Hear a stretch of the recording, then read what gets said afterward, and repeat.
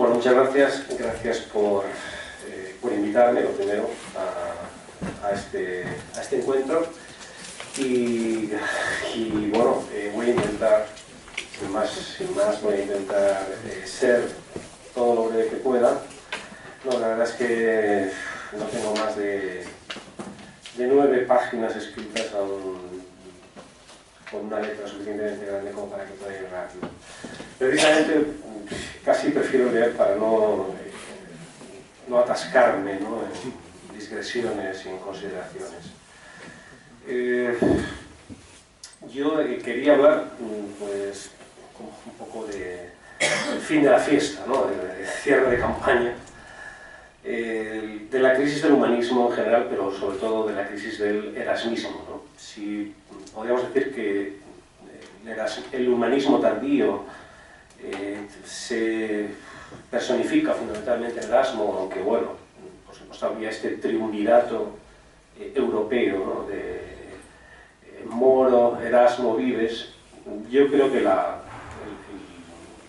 personaje que ejerce el liderazgo de alguna manera es Erasmo, y de alguna forma es el personaje más influyente en la Europa del siglo XVI, ¿no? Quizá, como se ha dicho, si Erasmo es un producto holandés, europeo, digamos, de los Países Bajos, el erasmismo es quizá un efecto fundamentalmente español, es decir, donde quizá mejor se ve la propagación del erasmismo y donde mejor se aprecia es en España, que es algo curioso, ¿no? Pues bien, precisamente yo lo que quiero mostrar, lo que quiero analizar un poco es ver en qué contexto este humanismo erasmiano pasa de ser casi la ideología de la corte, pasa de ser algo defendido por unas élites intelectuales y defendido públicamente, en pocos años pasa a ser primero un pensamiento casi subterráneo y a continuación un pensamiento hostigado, perseguido y finalmente también desaparecido, ¿no? Bien, pues empiezo sin más, después de esta declaración de intenciones. Lo primero, intentar determinar mínimamente qué entiendo por erasmismo, ¿no? Aquí yo diría, el erasmismo es un tipo de humanismo que me parece no se puede identificar, creo, ni con el humanismo político del que nos ha estado hablando Guido Capelli, por ejemplo, ni tampoco no con el humanismo político, perdón, ni tampoco con un humanismo estrictamente erudito. Un erasmismo como el que aparece, por ejemplo, en la Lamia de Poliziano, ¿no?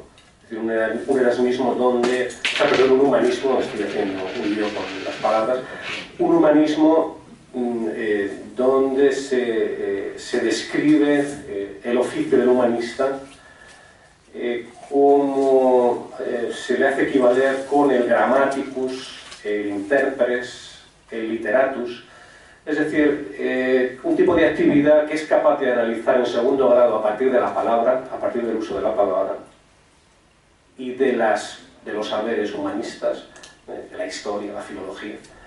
Es capaz de analizar cualquier discurso, pero en segundo grado, ¿no?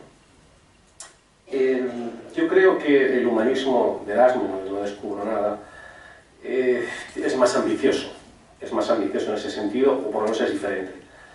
Y aunque desde luego utiliza los saberes propios de los Studia Humanitatis, utiliza estos saberes para presentar, primero, en general, un proyecto global, religioso, cultural, educativo y hasta cierto punto filosófico.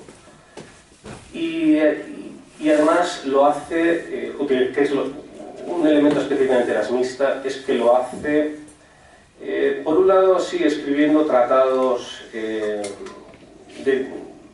vulgarización o de difusión pedagógicos del propio programa, pero también de una forma muy específica a través de la crítica irónica, sarcástica, de la cultura de los posicionamientos contrarios y de la cultura de su tiempo. Este elemento polémico, digamos, que utiliza preferentemente la sátira o la ironía, es, como luego tendré, creo, la oportunidad de demostrar, es uno de los elementos que también van a influir en la crisis del humanismo, ¿no?, erasmista. Por otro lado, creo que, y esto es, ya adelanto lo que es mi hipótesis, ¿no?, creo que el rasgo fundamental del siglo XVI, a partir, básicamente, yo diría, de la Reforma, ¿no?, del consolidamiento de la Reforma y del auge y expansión de la Reforma, el rasgo fundamental es eso que Schmitt una vez describió, ¿no?, como el ser un siglo fundamentalmente teológico, un siglo teológico. Quiero decir, siguiendo a Schmitt en esto, el foco de todas las tensiones se expresa de forma teológica. Quizá él más bien piensa o lo expresa con la idea de que la solución, no ya tanto el foco de la tensión, sino la solución se expresa inevitablemente de forma teológica. Yo añado, no solo la solución, sino fundamentalmente el problema es de carácter teológico. Y desde este punto de vista creo que el erasmismo, a pesar de que tiene una teología, y su foco principal de actuación quizá es en ámbito teológico, sin embargo, por lo que no es capaz de responder, digamos, a los desafíos del siglo XVI, es porque su teología precisamente no es suficientemente radical. Es decir, no es lo suficientemente radical como para hacer frente a desafíos que exigen una radicalidad mucho mayor que la que él es capaz de ofrecer, ¿no? En fin, ¿qué datos podemos ofrecer o qué indicios podemos indicar de la crisis del erasmismo? Solo citaré algunos que todos conocemos, ¿no?, que muestran hasta qué punto, ya digo, que a partir sobre todo de los años 30, el erasmismo entra en crisis, ¿no? En primer lugar, por supuesto, el que ya he mencionado de la expansión de la Reforma y su consolidación, también su radicalización, ¿no? Por otro lado, como ya bien sabemos, la creación de la Inquisición romana en 1542, ¿no? Una Inquisición de nueva planta, por decirlo así. En 1542 mismo, que es una fecha también crucial, se empiezan a prohibir las obras, o se crea un índice de obras de Erasmo censurado en la Sorbona, ¿no?, donde se emparentan las obras de Erasmo con las de Lutero, ¿no? Por supuesto, la persecución de los círculos de espiritual en Italia, ¿no?, por parte de la Inquisición romana, ¿no? Desde luego, por supuesto, la creación del índice de libros prohibidos por parte del Papa, de Pablo IV. También junto a esto tendríamos claro, por supuesto, el cisma en Inglaterra, la ejecución de Moro, la creación también en España, por supuesto, de los casos en España contra los círculos ya no solo de alumbrados, sino de luteranos, e incluso de personajes específicamente erasmistas como Juan de Vergara, Miguel de Egía, Bartolomé de Carranza, Miguel de Guía, el Vitor. Todo ello lo que va implicando es un recorte, digamos, de la posibilidad de disidencia en el terreno teológico, en el terreno religioso, ¿no? Por supuesto, si quisiéramos seguir, podríamos ya terminar con las guerras de religión en Francia y, por último, la guerra de los 30 años, ¿no? Es decir, todo este siglo XVI y el inicio del XVII El elemento común que tiene es la conflictividad, la persecución, el continuo encenderse de guerras y de persecuciones, siempre detrás de siempre con una motivación teológica, ¿no? Todos los datos que he dado tienen detrás de sí un elemento teológico que es el que los conduce, ¿no? Aunque haya otros muchos, ¿no? Por supuesto. Por tanto, tenemos que empezar y yo me quiero centrar justamente en este núcleo teológico. ¿Por qué, que es la pregunta, por qué Erasmo no es capaz, o por qué el erasmismo no fue capaz de responder con su teología a las exigencias de su tiempo, ¿no? Bueno, digamos, para empezar, ¿no? ¿Cuál es la teología que Erasmo pone encima de la mesa, o que el erasmismo pretende, con el erasmismo pretende afrontar la realidad, ¿no? Del siglo XVI?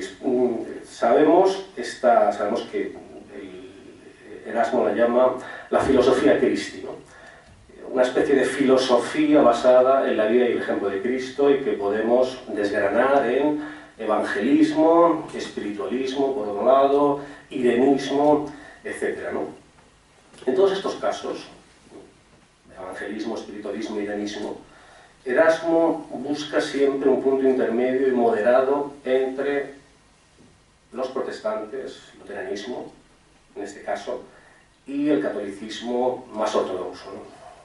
Es decir, siempre busca un lugar equidistante entre la Reforma y el catolicismo.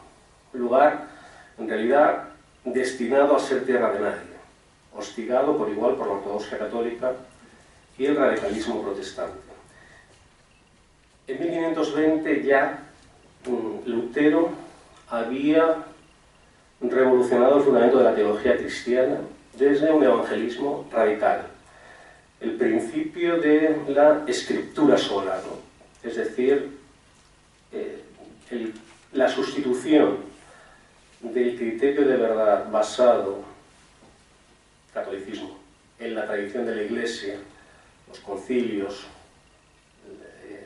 los decretos papales, etc., por la sustitución de ese criterio por el nuevo criterio del testimonio de las Escrituras y la interpretación de estas Escrituras a partir de la sola conciencia del cristiano.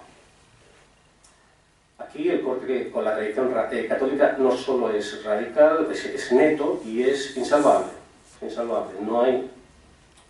No parece que haya posibilidad de compromiso, ¿no?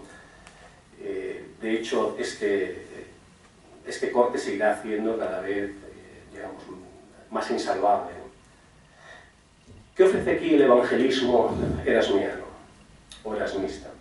Bueno, pues este evangelismo se mueve en un territorio de compromiso, una especie de escepticismo temperado. Por un lado, debe poder accederse directamente a las fuentes de las Escrituras, quiere Erasmo, para determinar primero la corrección de la Vulgata y incluso de su exégesis, ¿no? Debe además privilegiarse la lectura y la meditación directa de las Escrituras, con lo cual se consigue inevitablemente cierta independencia en relación con el magisterio ordinario del sentido esencial del cristianismo por parte de la Iglesia. Es decir, hay evangelismo en Erasmo sin duda alguna, pero por otro lado, y aquí es donde está la cuestión, y por qué no alcanza la radicalidad que alcanza Lutero, ¿no? Por otro lado, se admite que la oscuridad y la ambigüedad de las Escrituras exige, al menos en cuestiones de dogmática teológica no claras, sino evidentes, esta oscuridad exige renunciar a un criterio interpretativo propio, exige renunciar a la propia conciencia cristiana, ayudada por la gracia, aceptando en su lugar, aquí, la recuperación católica, aceptando la superioridad de la tradición y del magisterio romano. Es así que la moderación y la solución de compromiso se impone en Erasmo Incluso aunque hay otros erasmistas, yo creo que van a ir más allá, van a ir un poco más allá que el propio Erasmo, ¿no? Pero desde luego el rasgo característico de Erasmo es, como dice Batallón, ¿no? No querer nunca parecer un hereje, ¿no? Bueno, por lo que se refiere al espiritualismo, también en este sentido, Erasmo se mantiene a cierta distancia del posicionamiento luterano. Igualmente aquí, Lutero había revolucionado toda la teología cristiana desde el principio de la sola fides, es decir, la justificación por la fe, excluyendo por completo el valor salvífico de las obras y reafirmando la libertad espiritual del cristiano respecto de cualquier dimensión exterior. Llámese un sacramento con poderes taumatúrgicos, llámese una ceremonia, llámese una obra, una indulgencia o un obispo romano. Pues bien, igualmente aquí, frente a la radicalidad luterana, Erasmo se queda a medio camino de la Reforma, también en su espiritualismo, ¿no? Afirmando por un lado el carácter fundamental de la espiritualidad interior, pero sin renunciar explícita y abiertamente a la eficacia salvífica de los sacramentos y a la importancia teológica de la caridad y las buenas obras, ¿no? Podemos decir, igualmente aquí, ¿no?, en general, toda la filosofía cristi-erasmista implica una teología espiritual que al mismo tiempo pone las obras en primer plano, apostando por un minimalismo dogmático teológico, que por cierto volverá a ser reivindicado por Spinoza, por ejemplo, por Hobbes de otra manera, este minimalismo teológico, pero concediendo por otro lado un enorme peso al intento al menos, ¿no?, la utopía, ¿no?, de imitar, de la que hablaba el profesor Barbuto, al intento de imitar el ejemplo de vida de Cristo. Para el luteranismo, la fe incondicional en Cristo Salvador no tiene nada que ver con la imitación de la vida de Cristo, ¿no? Algo imposible, en sentido absoluto, debido al carácter corrompido de la naturaleza humana. Del lado católico, por otro lado, por otra parte, los votos de pobreza y castidad, la caridad, la mansedumbre o la vida solitaria solo estaban al alcance de los cristianos perfectos. Y el medio de salvación eficaz para el cristiano corriente no es tanto la imitación externa de la vida de Cristo, cuanto el aceptar la autoridad por él establecida y acogerse a los ritos y ceremonias por él instaurados, ¿no? Para empezar, evidentemente, la misa con su carácter propiciatorio e impetratorio. Pues bien, nuevamente aquí vemos a un Erasmo que está en tierra de nadie, ¿no?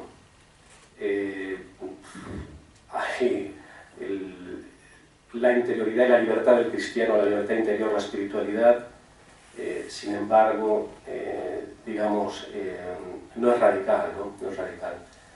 También las obras tienen, se le concede su parte a las obras, ¿no?, de cara a la salvación, ¿no? Por otro lado, la cuestión del pacifismo, ¿no?, y también la cuestión de la tolerancia, entre comillas, tolerancia. Lo digo porque es una palabra ciertamente que no usa Erasmo, no la usa en nuestro sentido, ¿no? La filosofía cristi-erasmiana tiene también una dimensión social y política de gran calado, ¿no? El irenismo, su oposición al uso de la fuerza en las persecuciones religiosas o incluso al uso de la fuerza en el ámbito pedagógico, en la escuela, su llamado cosmopolitismo, que en realidad es una especie de europeísmo, pero que en el fondo es un europeísmo basado en la cristiandad, ¿no? Es un europeísmo cristiano.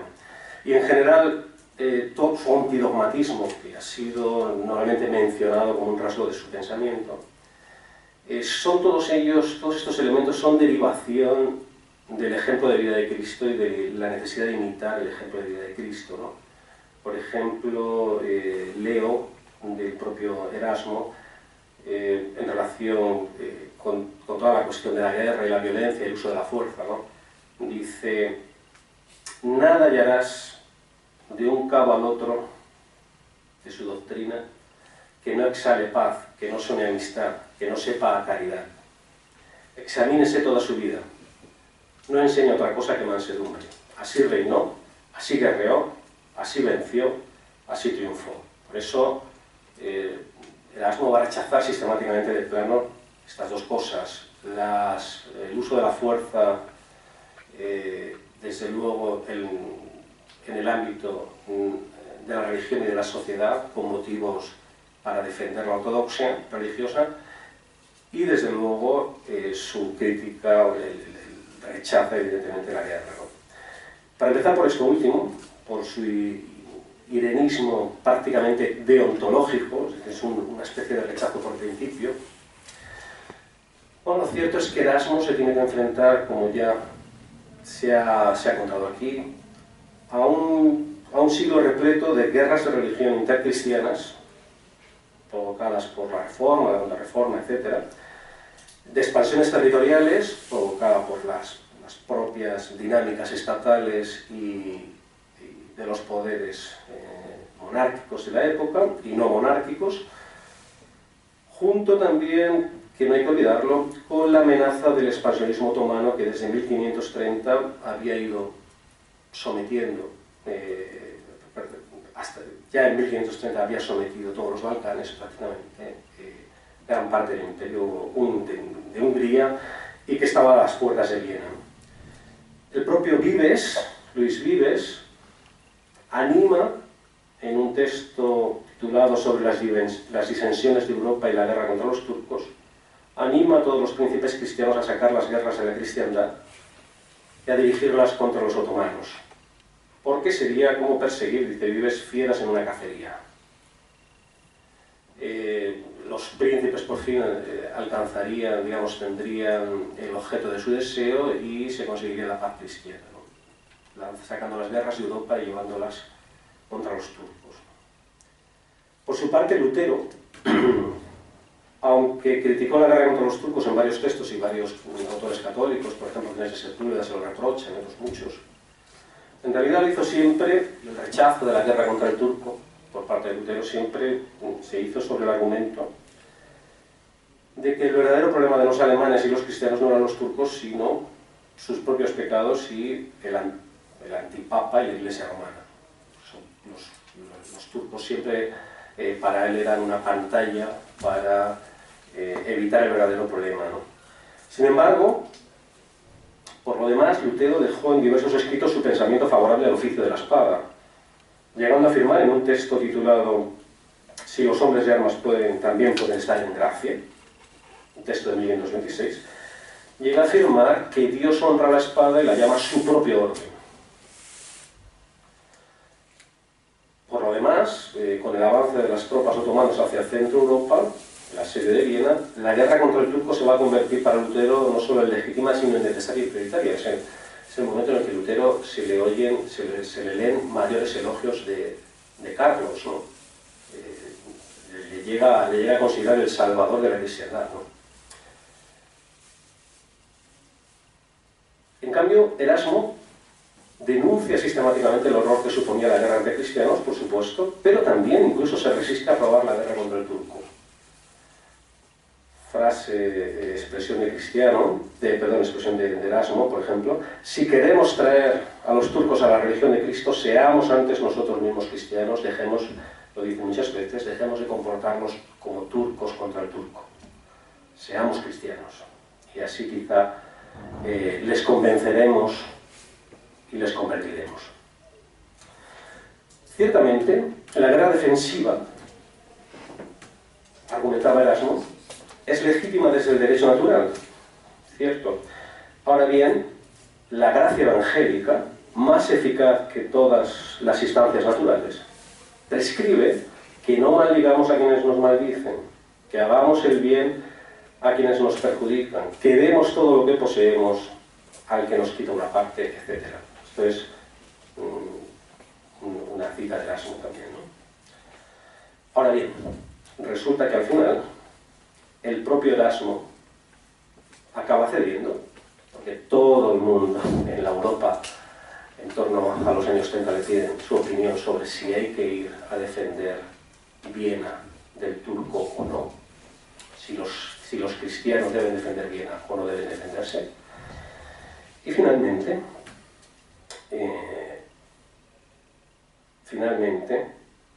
acaba cediendo. Erasmo también acaba cediendo, no llega a profundizar en su irenismo deontológico, ¿no? O no llega a conservarlo intacto. Termina cediendo a regañadientes y admite finalmente la legitimidad de la guerra defensiva y en particular la defensa de Europa contra el turco, pero siempre a regañadientes y siempre pidiendo que eso no se convierta en una excusa para hacer todo tipo de guerras o para no hacer la verdadera guerra contra el turco, que sería evangelizarnos con la caridad. Por el lado católico, justamente en este periodo, lo cierto es que la guerra y el empleo de la fuerza en general se venían defendiendo apelando al derecho natural, como dice Erasmo, como indicaba Erasmo, y también al derecho canónico, que por cierto, el derecho canónico establecía la legitimidad de todas las guerras cruzadas, esto es, orientadas a la recuperación de los lugares santos, ocupados por los sarracenos, los infieles. En realidad, tanto las guerras cristianas como sobre todo las guerras de la conquista colonial propiciaron, justamente aquí es curioso también, el desarrollo del derecho de guerra y del derecho internacional de conquista. Es decir, si cogemos Cayetano Vitoria y luego ya en el siglo XVII Hugo Brocio, este primer impulso Cayetano Vitoria está sacado sin duda alguna del derecho canónico y de las decretales, y decretales decretadas precisamente en relación con las cruzadas. No hay otro derecho, como dijo alguien, en la Europa del momento, para escribir un tratado político sobre cómo se deben comportar los príncipes, bastaba con coger un poquito de Aristóteles, un poquito de Cicerón y un poquito de Santo Tomás, ¿no? Y ya con eso tenías un tratado político. Pero para decretar qué hay que hacer en la guerra, y qué hay que hacer, y cuál es la legitimidad de la guerra y cuál es la legitimidad de las conquistas, no hay nada que te pueda enseñar prácticamente Aristóteles, excepto barbaridades. Y no hay nada que te pueda enseñar prácticamente Cicerón. De manera que todo lo que hay del derecho de guerra, del derecho del llamado derecho internacional, procede básicamente del derecho canónico, ¿no? Bueno, es justamente en este debate sobre el derecho de guerra y el derecho internacional, si se quiere, el derecho de conquista, por cierto, de este debate, por eso mismo, el humanismo va a quedar completamente, va a estar completamente ajeno a este debate, ¿no? Si acaso con Hugo Brocio luego se reengancha por otro lado, pero es completamente ajeno a este debate que se desarrolla en ambientes escolásticos y teológicos, ¿no? Fundamentalmente. Luego, en relación con lo que podemos llamar anacrónicamente tolerancia, o cuanto menos espíritu de conciliación frente a la disidencia religiosa y teológica, aquí también Erasmo saca a los parientes de la filosofía Christi, los hijos que puede proporcionar la filosofía Christi. Resumiendo su razonamiento, lo que viene a decir Erasmo es que la Iglesia romana se ha alejado en los últimos siglos del sentido espiritual y evangélico de la religión cristiana y ha dirigido sus esfuerzos a logros mundanos y de poder. Erasmo mismo ofrece una explicación histórica de este fenómeno, que a mí me parece además interesante, al hacer coincidir la degeneración mundana de la Iglesia con el afán de combatir a los herejes en tiempos de Constantino y en tiempos más recientes con la mezcolanza de la mundanidad pagana aristotélica y de la espiritualidad cristiana. Dos realidades, Aristóteles y Cristo, que dice Erasmo en varios lugares, son como el agua y el fuego. El propio, por otro lado, cosmopolitismo erasmiano, su reivindicación del cives mundi, se sustancia en una idea de Europa que presupone la unidad de la cristiandad, pero que es precisamente lo que está en juego con la Reforma. Por ello mismo, no es extraño pensar por qué fueron las cuestiones teológicas y dogmáticas o teológico-políticas las que concentraron el foco de la conflictividad en Europa a partir de entrado el siglo XVI, ¿no? Del primer tercio del siglo XVI. Y era, creo yo, razonable que así fuera, en un mundo donde, ese mundo del siglo XVI, donde la debilidad del Estado y la influencia de la Iglesia y de la religión no tiene parangón con lo que vamos a ver en los siglos posteriores, ¿no? En toda Europa, pero si se quiere en los países católicos, desde luego, la Iglesia monopoliza de un modo u otro la educación primaria y la superior. Tiene a su cargo el orden social disciplinario y también es fuente de desorden, sin duda. Es la fuente, la Iglesia, de legitimación de la conquista. Los conquistadores españoles llevan las bulas de Alejandro VI. Las llevan porque, en último término, toda la legitimidad de la conquista procede, la fuente es el Papa. Son las bulas. En último término siempre lo serán. Lo van a ser incluso, por supuesto, después de Vitoria, etc. Por no hablar de el poder económico político, ¿no? Que podían llegar a tener las autoridades eclesiásticas, ¿no? Todos sabemos de cardenales que son virreyes, obispos que son obispos militares, arzobispos que están en los consejos de Estado, por solo mencionar los casos de Castilla. En estas circunstancias, digo, es natural que las cuestiones teológicas cobren una dimensión de primer orden. Y lo cierto es que la Reforma puso en peligro no solo la unidad de la cristiandad y la estructura de poder de la Iglesia, sino el entero orden social europeo. Por ello, no debe extrañarnos tampoco que el luteranismo primero y el catolicismo después asumieran que se trataba de una cuestión de vida o muerte. No de una cuestión teológica, sino de una cuestión de vida o muerte, ¿no? O no solo de una cuestión teológica. Lutero, en este sentido, lo resume de forma magistral, en mi opinión, en su polémica sobre el libre albedrío con Erasmo, ¿no? Tras recordar a Erasmo que no se trata de una cuestión de mal comportamiento de los prelados, toda la cuestión de la reforma y la separación de Roma, no tiene nada que ver, le dice Lutero a Erasmo, esto no tiene nada que ver ni con el mal comportamiento de los papas, ni de los cardenales, ni tiene nada que ver con las indulgencias, ni tiene nada que ver con los pecados. Es una cuestión teológica.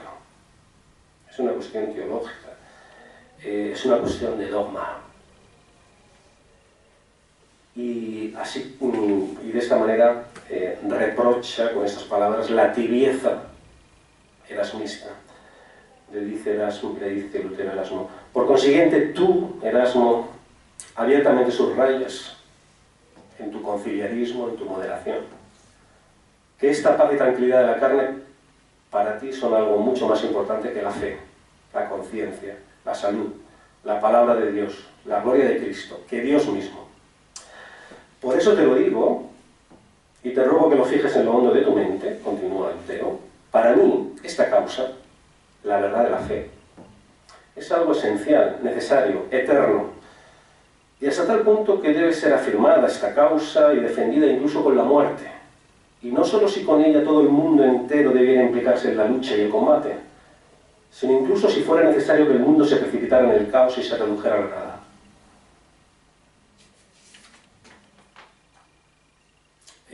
Aquí ven la radicalidad de una teología que se presenta neta y sin fisuras, y una posición, la de Erasmo, que siempre está fluctuando, ¿no? En relación con la política, con el ámbito de la política, aquí también vemos cómo la filosofía Christi de Erasmo impide o bloquea cualquier pensamiento del Estado que se desmarque del sentido patrimonial y tradicional que presupone, junto al pacifismo erasmiano, una armónica relación entre la ética cristiana del gobernante y el bien común producto de una adecuada, además, educación del príncipe. Fíjense la frase de Erasmo en la educación del príncipe cristiano: no hay ningún príncipe bueno que no sea también un buen hombre. De tal manera que la propuesta de Erasmo termina traduciéndose en una especie de voluntarismo paternalista, con el permiso siempre de Guido Capelli, un voluntarismo paternalista, frases del tenor, frase también de la educación del príncipe cristiano: es una obligación del buen príncipe velar por el bien del pueblo incluso al precio de su propia muerte. Aunque muera, él se tiene que sacrificar por el pueblo. De esta manera, el humanismo erasmiano parece quedarse fuera del debate sobre el Estado abierto por autores como Maquiavelo, un debate que trata de encontrar la forma de convertir al Estado en una estructura autónoma, lo suficientemente potente como para no depender de la voluntad y la subjetividad de los gobernantes.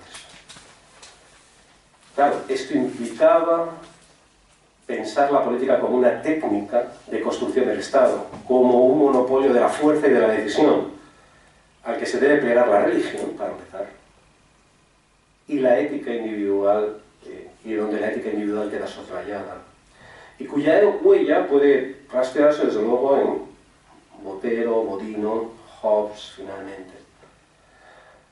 Fadrique Furio Ceriol, humanista valenciano conocido, es uno de los primeros, creo, humanistas en darse cuenta de este cambio y en desmentir explícitamente a Erasmo, barruntando, digamos, la nueva tendencia. Palabras de Furio Ceriol: el buen príncipe es aquel que entiende bien y perfectamente su profesión y la pone por obra agudamente y con prudencia. La bondad del príncipe nada tiene que ver con que un hombre sea bueno, sino que debe compararse con la de un buen músico, el cual, aunque sea un gran bellaco, por saber perfectamente profesión de música, es nombrado como buen músico. De tal manera que el arte del Estado ya no es eso que hace un hombre virtuoso. Todavía en Vives nos encontramos con un concepto de arte, en donde arte, dice él, al fin y al cabo, en las disciplinas, arte es al fin y al cabo lo que hace que los hombres sean virtuosos. El arte ya no es lo que a un hombre hace virtuoso, sino aquello que produce un objeto. Un objeto de acuerdo con una serie de normas y de reglas. De hecho, es más, este arte nada tiene que ver con la bondad moral ni la maldad moral de un príncipe. Ciertamente aquí también, como vemos, el erasmismo no tiene nada que decir, no tiene nada que aportar. Quizá la utopía de Tomás Moro sí, pero es otra historia. Bueno, por último, el propio humanismo cristiano de Erasmo no está libre de contradicciones internas, ¿no? Este es interno, humanismo cristiano, que es como se presenta siempre, no un humanismo a secas, sino un humanismo cristiano. Ya hemos visto como para Erasmo o no lo hemos visto, pero lo digo, las bona e literae son utilísimas para devolver la pureza al texto de las Sagradas Escrituras y poner su sabiduría, la sabiduría antigua, sus adagios, al servicio del mundo cristiano. Ahora bien, para empezar, debemos recordar que la filología en sentido amplio no resolvió el problema hermenéutico de las Escrituras, sino que más bien lo exasperó al mostrar la corrupción del texto sagrado y el carácter histórico de la tradición de la Iglesia. Por otro lado, la relación entre cristianismo y mundo clásico acabará siendo conflictiva en Erasmo y en el desarrollo de su pensamiento. Por ejemplo, hay una oscilación y una tendencia a vivir la contradicción, ¿no? En su Antibárbaros, una obra todavía no de Mander, en su Antibárbaros Erasmo utilizó la palabra agustiniana de la spolatio Aegyptorium, el expolio de Egipto, ¿no?, para explicar la relación con el mundo clásico. De hecho, en realidad era una interpretación de la parábola, pues Erasmo no presenta el expolio como San Agustín, como un robo de los tesoros del mundo clásico para ponerlos al servicio de Cristo, sino, en vez de como robo, lo presenta como una apropiación por parte del cristiano de algo que el mundo clásico le ofrece como un amigo. Pues que el mundo clásico efectivamente ofrece a todo aquel que venga compartir sus tesoros. De tal manera que estos tesoros son puestos muy adecuadamente en el templo del Señor sin necesidad de violencia. Se trataba, por tanto, no de un robo, sino de una apropiación amistosa, aunque necesitada de cautela y no exenta de peligros. En esta misma línea, en su Paraclesis ad Christianae Philosophiae Studium, súplica para el estudio de la filosofía cristiana, se pone en relación a buena parte de la cultura pagana con la verdad de Cristo. Es un texto de 1519. Por ejemplo, en realidad Sócrates, Platón, estoicismo, muchos ya de alguna manera preanuncian a Cristo, muchos incluso parecen estar dotados de la gracia de Cristo, sin Cristo, ¿no? Estas filosofías y la filosofía Christi concuerdan en muchas cosas. Ahora bien, en otros momentos, sobre todo más adelante, Erasmo denuncia por completo el nefasto intento ya mencionado de mezclar a Cristo con Aristóteles, sustituyendo la vieja teología por una nueva teología e impía teología que tantos perjuicios ha traído al mundo cristiano. Más tarde, en el Ciceroniano de 1528, Erasmo expresa una desconfianza genérica sobre la coherencia entre Cristo y la cultura pagana. Ya no es una desconfianza sobre algún elemento suelto, sino en general, genérica. Los ciceronianos, en realidad, parece que trabajan para Cicerón más que para Cristo. En definitiva, la tensión parece ser interna al propio Erasmo, que no se decanta ni sobre la independencia mutua entre saber clásico y religión, que es la que van a adoptar algunos autores del Renacimiento, acabados en la hoguera, por cierto, y la que va a adoptar, por ejemplo, la filosofía moderna, Descartes a la cabeza, Galileo. No, ni independencia entre saberes profanos y religión, ni perfecta compenetración, potencial al menos, como en el clasicismo católico, Sepúlveda y compañía, y también la escolástica, ni tampoco la completa incompatibilidad en el ámbito teológico y moral, como en el caso de Lutero, ¿no? Recuerden aquello de Lutero ahora lo voy a contar precisamente. Así es que, dependiendo de la polémica en que se halle, nos encontramos que Erasmo admite la distinción a veces radical entre gracia y naturaleza, como en el Dulce Deum in Expertis, o la incompatibilidad entre la sabiduría cristiana y los saberes profanos, como en los últimos capítulos del Elogio de la Locura, o bien por el contrario afirma la continuidad perfecta, compatible entre ambos mundos, como en la Paraclesis o en el Banquete Religioso, donde incluso parece asumirse que la caída no privó a los hombres de la razón natural para distinguir la virtud del vicio y por lo tanto algo de naturaleza incorrupta quedó en los hombres de la antigüedad. O también como en la polémica sobre el libre albedrío con Lutero, donde Erasmo recuerda que existe una virtud natural, en la línea del derecho natural escolástico, que ya fue practicada y pregonada por los grandes hombres de la antigüedad y que concuerda con la gracia de Cristo. Leo, en cambio, la respuesta de Lutero, que es a lo que me refería antes. Le dice Lutero a Erasmo, creo que Lutero tiene muy bien retratado a Erasmo, le dice: quien en nada cree con seguridad puede fácilmente creer y decir cualquier cosa.